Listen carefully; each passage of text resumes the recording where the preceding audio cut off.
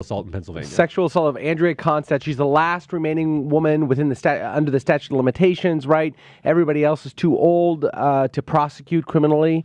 Not the women aren't too old. The alleged crimes are too old. This is the second trial. The first one ended in a mistrial. They retried him. And he's been convicted on all 3 counts, up to 30 years in prison for 80-year-old Bill Cosby. Life sentence, Derek. It's unbelievable. Yeah, he's 80 years old. He's not in great health. There was a lot of concern over he may be partially blind now. He's not in great shape. And he does face 30 years, so it's 10 years for each count. And if they if they decide to sentence him, if the judge says, you know what, I really want to send a message to him, they could sentence him consecutively and say 10 years for this, another 10 years for the second one, and 10 years for the third. It's very unlikely, though. Usually these sentences are given concurrently. Usually they're given concurrently, which would mean a maximum 10-year sentence. And even that, he's not going to get nearly that, right? You have to look into the purpose of punishment, right? This is getting into like bananas kind of judicial Immanuel Kant kind of stuff. That's right. But nevertheless, the purpose of punishment here is just to send a message to society. He's obviously well past his rape in prime, right? Yeah, there's no deterrent value here. This is for him personally. Right, yeah. right. There's no specific deterrent value. Maybe a little general deterrence to tell other people not to do these kind of things.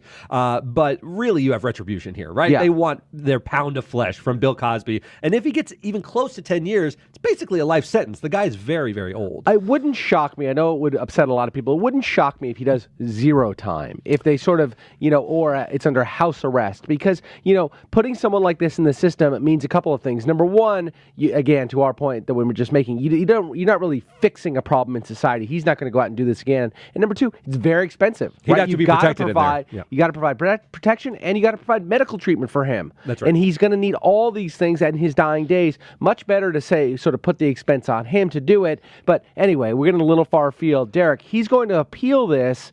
He's going to serve that time probably at home. The judges allowed him to stay out on bail this long. Yeah, something happened in court, though, where, you're only allowed bail if you're not a flight risk. Right. Typically, they'll want to throw you in jail pending everything, pending the sentencing if they're worried about you skipping bail. And rich people have the means to get out of town. And the prosecutor even pointed out that he's got a private plane, and he turned and he goes, I don't have a private plane, asshole. They didn't want another Roman Polanski on their hands running out of town and never coming back. That's right. So that's a risk. But I think that's easy to obviously put an ankle bracelet on him. He's not going anywhere. But what are his appeal rights? So I was thinking about this. Yesterday, there were a ton of reports about his lawyer, a famous lawyer, Tom Mesereau. He does all sorts of celebrity cases. He's a guy with the wild shock of white hair. Apparently, they were reading back some testimony from the trial, because trials can be pretty boring, and the jury asked some questions for clarification. The judge was reading back testimony, and Mesereau was sleeping for, people are saying, a half an hour. Yeah. Drifting in and out of consciousness. What does this do for his appeal rights? So there's the appeal would be on ineffective assistance of counsel, obviously, but in order to prevail on a case and get your conviction overturned,